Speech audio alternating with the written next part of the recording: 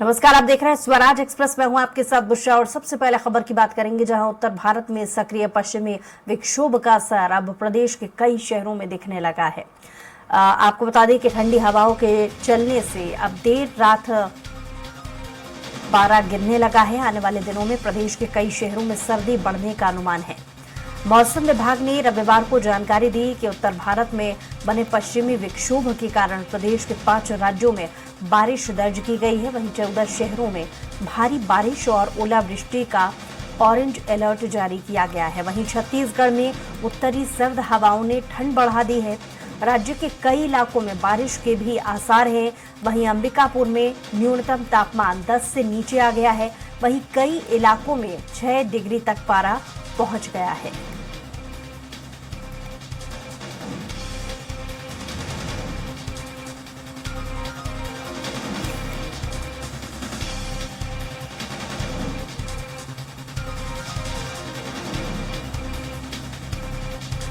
तो खबर आपको बता रही हैं, जहां एमपी के कई जिलों में रुक रुक कर बारिश हो रही है।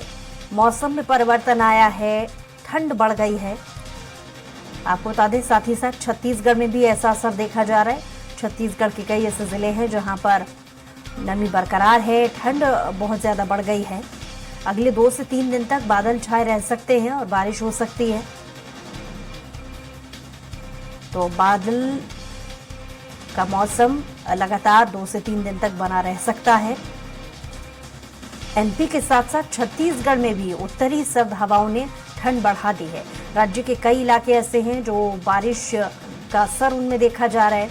अगले 2 से 3 दिन तक यूं ही बादल छाए रह सकते हैं।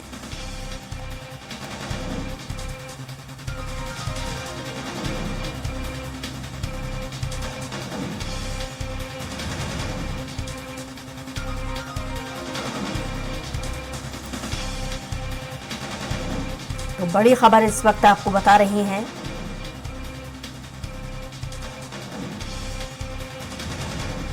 छत्तीसगढ़ में उत्तरी सर्द हवाओं का असर देखा जा रहा है और साथ ही साथ मध्य प्रदेश में भी असर है। ज्यादा जानकारी के साथ स्वराज संता हेमंत हमारे छत्तीसगढ़ में भी असर देखा जा रहा है, बादल छाए हुए हैं। कौन कौन से जिलों में इसका खासा असर देखा जा रहा है? देखिए बुसरा, छत्तीसगढ़ में भी मौसम ने करवट लिया है और यहाँ पर भी रायपुर और अंबिकापुर समेत तमाम इलाकों की बात की जाए तो आज सुबह से ही बादल छाए हुए हैं और कई इलाकों में बारिश की संभावना भी मौसम विभाग ने जताई है। दरअसल जो सिस्टम बारिश का बन रहा है उसका कारण जो बंगाल की खाड़ी से नमी आ रही है, उसी के कारण ये अलर्ट जारी किया गया है बारिश को लेकर।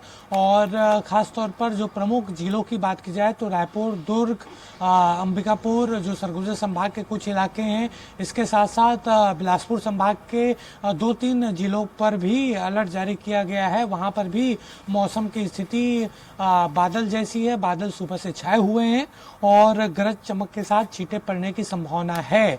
और हालांकि बादल छाए होने की वजह से थोड़ा यहाँ पर ठंड का एहसास उस तरीके से नहीं हो रहा है।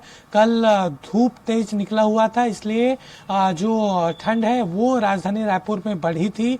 पहले की अपेक्षा जो न्यूनतम तापमान है उसमें गिरावट दर्ज की गई थी। और अभी अगर बात की जाए तो रायपुर में जो न्यूनतम तापमान है वो 18.1 डिग्री सेल्सियस दर्ज किया गया था।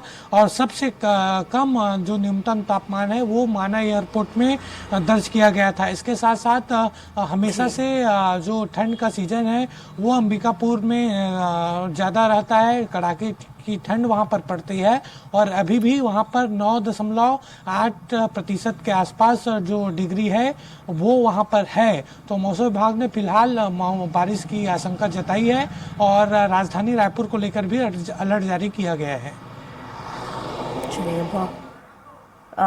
बने रहिए आप हमारे साथ। हेमंत लौट रहे हमारे साथ भोपाल से संजय डोंगर दिवे भी जुड़ गए हैं लाइव। संजय, मध्य प्रदेश में भी कई ऐसे जिले हैं जहां पर बारिश का असर देखा जा रहा है, जिसकी वजह से ठंड बढ़ गई है। आने वाले दिनों के लिए क्या चेतावनी मौसम विभाग की तरफ से?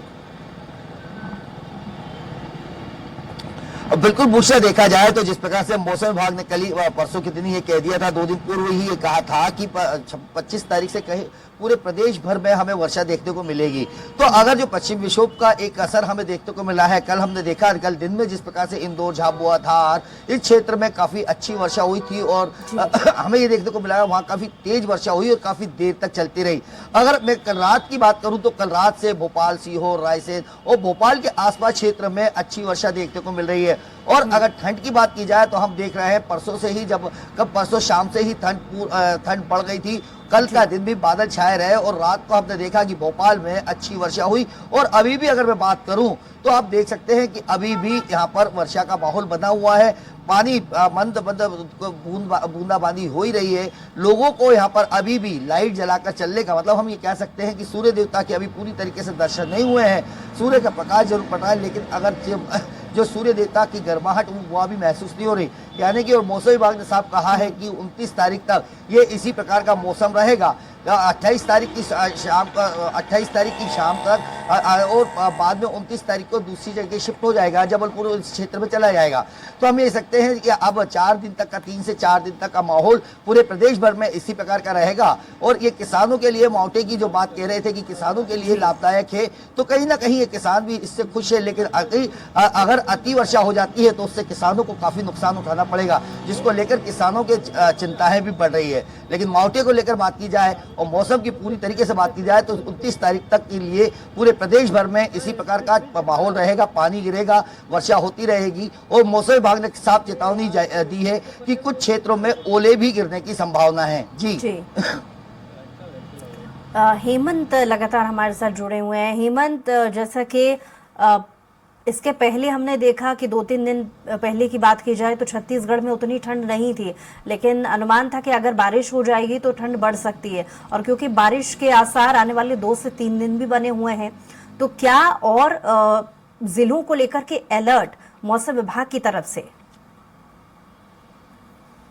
देखिए, जिस तरीके से ठंड पूरे प्रदेश में पड़नी थी, छत्तीसगढ़ में पड़नी थी, उस तरीके से ठंड इस बार नहीं पड़ी है। खासतौर पर रायपुर, बलौदाबाजार और बिलासपुर, इन तमाम इलाकों की बात की जाए और चूंकि नवंबर का अंतिम महीना चल रहा है, नवंबर का लास्ट ये वीक है और इसलिए संभावना थी, मौसम विभाग ने भी ये कहा था कि ठंड इसी के आसपास पड़ सकती है, लेकिन उसके बावजूद कुछ स्थिति अनुकूल उस तरीके से नहीं बनी और जिसकी वजह से कड़ाके की ठंड फिलहाल छत्तीसगढ़ में देखने को नहीं मिल रही है। अलर्ट की बात की जाए तो मैंने पहले ही बताया कि रायपुर, दुर्ग और बिलासपुर संभाग में अलर्ट जारी किया गया है। जिस तरीके से बस्तर की बात होती है, बस्तर में भी उस तरीके की ठंड इस बार नहीं पड़ रही है। कारण उसका वही है कि जो परिस्थितियां हैं, जो सिस्टम है वो उस तरीके से नहीं बन पा रहा है। लेकिन मौसम विभाग ने कहा है कि अगर 2-3 दिन अच्छी बारिश होती है तो निश्चित तौर पर जो ठंड है वो बढ़ेगी और न्यूनतम तापमान में लगातार गिरावट आएगी। चलिए, बहुत शुक्रिया तमाम जानकारी के लिए हेमंत। संजय, आपका भी बहुत शुक्रिया तमाम जानकारी के लिए।